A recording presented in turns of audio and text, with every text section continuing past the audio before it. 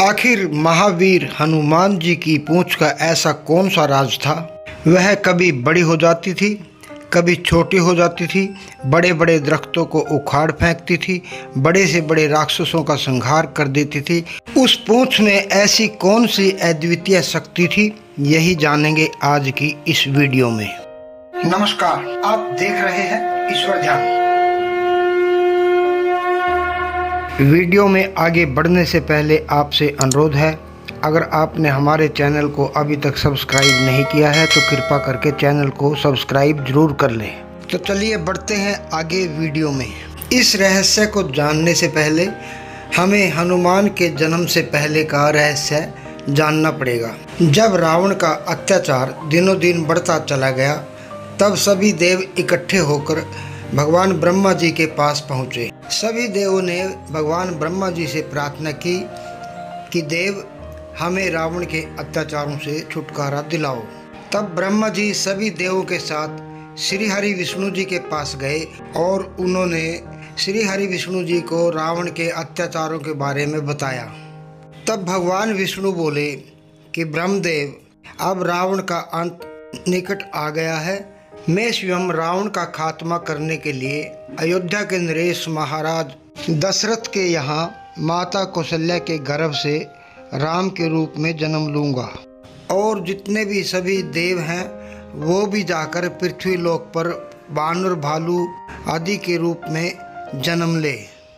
उधर रावण भगवान शिव का अनन्य भगत था। रावण ने भगवान शिव को प्रसन्न करके ये वरदान प्राप्त कर लिया था कि वो जब चाहे कैलाश पर मुझसे मिलने आ सकता है।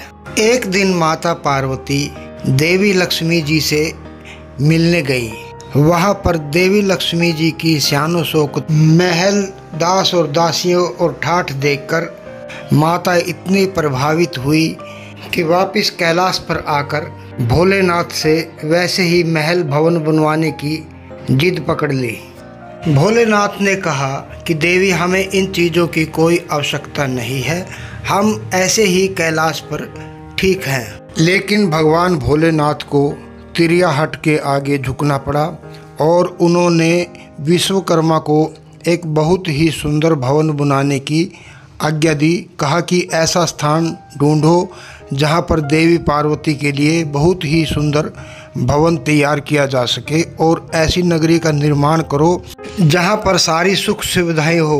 विश्वकर्मा ने एक बहुत ही सुंदर सोने की नगरी का निर्माण किया और उसमें बहुत ही सुंदर भवन बनाए। जब वह नगरी पूरी तरह से बनकर तैयार हो गई, तब उसमें गृह प्रवेश के लिए किसी विद्वान ब्राह्मण की आवश्यकता पड़ी। गृह प्रवेश के लिए रावण को आमंत्रित किया गया, क्योंकि रावण एक बहुत बड़ा विद्वान था और ब्राह्मण था। वह पितामह ब्रह्मा जी के पुत्र पुलस्त्य का पुत्र और ऋषि विश्रवा का पुत्र था। माता रावण के नाम से डर गई, क्योंकि वो रावण की कुटिलता को जानती थी। वो मन ही मन में ये सोचने लगी कि कहीं कोई अनर्थ ना हो। माता के मन में ये शंका थी कि कहीं रावण के मन में इस नगरी को देखकर लालच न आ जाए, और उसने अगर इस नगरी को भोलेनाथ से मांग लिया तो भोलेनाथ अवश्य ही इस नगरी को रावण को दे देंगे। रावण ने गृह प्रवेश का कार्य संपन्न करवाया और जिसका डर था वही हुआ। दक्षिणा स्वरूप रावण ने भगवान भोलेनाथ से वो पूरी की पूरी नगरी मांग ली। भगवान भोलेनाथ ने माता की ओर देखा। माता भगवान भोलेनाथ के द्वारा दिए गए वचन के कारण मन में सोचकर रह गई। वह कुछ ना बोल सकी और मन ही मन रावण की ओर से जल भुन गई। भगवान भोलेनाथ ने वह नगरी रावण को दक्षिणा स्वरूप भेंट कर दी और माता वैसी के वैसे रह गई।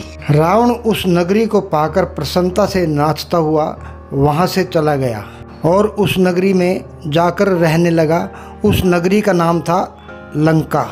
रावण भगवान भोले के वरदान के अनुसार जब कभी मन करता कैलाश पर आ धमकता, जिससे देखकर माता मन ही मन जल भुनकर अंदर ही अंदर कुड़ जाती।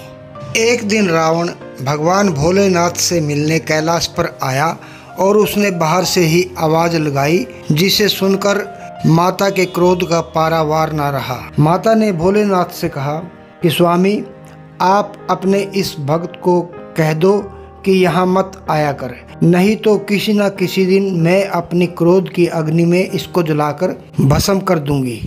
इसके आने से मैं अपने आप को असहज महसूस करती हूँ। भोलेनाथ जानते थे कि देवी पार्वती उसके वरदान की मर्यादा रखने के लिए वह कुछ नहीं कहती है। तब भगवान भोलेनाथ ने बाहर आकर रावण से कहा कि रावण, तू यहाँ मत आया कर, तुझे देखकर देवी पार्वती रुष्ट हो जाती है, उसकी क्रोध अग्नि बहुत बढ़ जाती है। मुझे डर लगता है कि अगर वो किसी दिन क्रोध अग्नि में आ गई तो फिर मैं भी कुछ नहीं कर पाऊंगा, वो तुझे अपनी क्रोध अग्नि से जलाकर भस्म कर देगी। तब रावण ने कहा कि प्रभु, आपने ही तो मुझे यहाँ आने के लिए वरदान दे रखा है और आप ही कह रहे हैं कि यहाँ मत आया करो।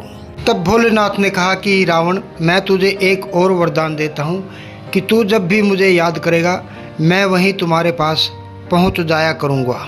इस प्रकार रावण वहाँ से चला गया। समय बदला। भगवान विष्णु ने राम जी के रूप में अवतार ले लिया और पिता की आज्ञा से 14 साल के लिए वन में आ गए। वहाँ रावण ने माता सीता का अपहरण कर लिया। हनुमान जी माता सीता की खोज में गए तो वहाँ जाकर माता सीता की खोज की और रावण की लंका को अपनी पूंछ से जलाकर खाक कर दिया। रावण कुछ नहीं कर पाया। वह यह सोच सोच कर परेशान हो गया कि आखिर हनुमान में इतनी शक्ति कहाँ से आई जिसने अकेले अपनी पूंछ से सारी लंका को जलाकर खाक कर दिया। परेशान होकर उसने महल में जाकर भगवान भोलेनाथ को याद किया। तभी वहाँ पर भगवान भोलेनाथ जी प्रकट हो गए। रावण भगवान भोलेनाथ के चरणों में गिर पड़ता है और भगवान भोलेनाथ की प्रार्थना करने लगता है। तब भगवान भोलेनाथ कहते हैं कि कहो कैसे हो रावण, मुझे कैसे याद किया? सब आपकी कृपा है प्रभु, आप सब कुछ जानते हो, आप अंतर्यामी हो। रावण कहने लगा कि प्रभु, ये हनुमान नाम का वानर कौन है जिसने बड़ी सहजता से इस पूरी लंका को जलाकर खाक कर दिया? मैं ये सोच सोच कर परेशान हो रहा हूँ। कृपा करके मुझे बताइए कि हनुमान कौन है और इसमें इतनी शक्ति कहाँ से आई? तब भोलेनाथ ने मुस्कुराकर कहा कि रावण, हनुमान कोई और नहीं, मेरा ही रुद्र अवतार है। विष्णु जी ने जब निश्चय किया कि वे पृथ्वी पर अवतार लेंगे और माता लक्ष्मी भी उनके साथ अवतरित होगी, तब मेरी भी इच्छा हुई कि मैं भी उनकी लीलाओं का साक्षी बनूं। जब मैंने ये निश्चय देवी पार्वती को बताया तो वो भी हट कर बैठी कि मैं भी आपके साथ आऊंगी। मेरी समझ में ये नहीं आ रहा था कि पार्वती को कैसे भागीदार बनाया जाए।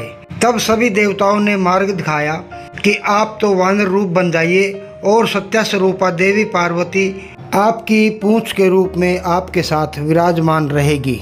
इसी के फलस्वरूप मैंने हनुमान के रूप में जन्म लेकर राम की सेवा करने का व्रत ले रखा है और देवी पार्वती पूंछ के रूप में मेरे साथ है। याद करो रावण, जब तुमने दक्षिणा के बदले लंका मांगकर देवी पार्वती के अरमानों का गला घोटा था, इसी से रुष्ट होकर उसने तुम्हारी इस लंका को जलाकर खाक बनाया है। सुनो रावण, तुम्हारे मोक्ष का समय नज़दीक आ गया है। मैं तुम्हें एक सलाह देता हूँ, तुम युद्ध में अपने सारे परिवार को सबसे पहले प्रस्तुत करना ताकि उन सभी को मोक्ष प्राप्त हो जाए, उन सभी का उद्धार हो जाए और अपने आप को सबसे अंत में प्रस्तुत करना। रावण को सारी परिस्थिति का ज्ञान होता है। अंत में राम और रावण का युद्ध होता है जिससे रावण राम जी के हाथों मारा जाता है और उसका उद्धार हो जाता है। तो साथियों, ये थी कुछ जानकारी हनुमान जी के पूंछ के बारे में। आशा है ये जानकारी आपको अवश्य पसंद आएगी। अगर ये वीडियो आपको पसंद आए तो कृपा करके एक लाइक ज़रूर कर देना। मिलते हैं इसी प्रकार के एक और वीडियो में, तब तक के लिए जय श्री राम, जय माता की।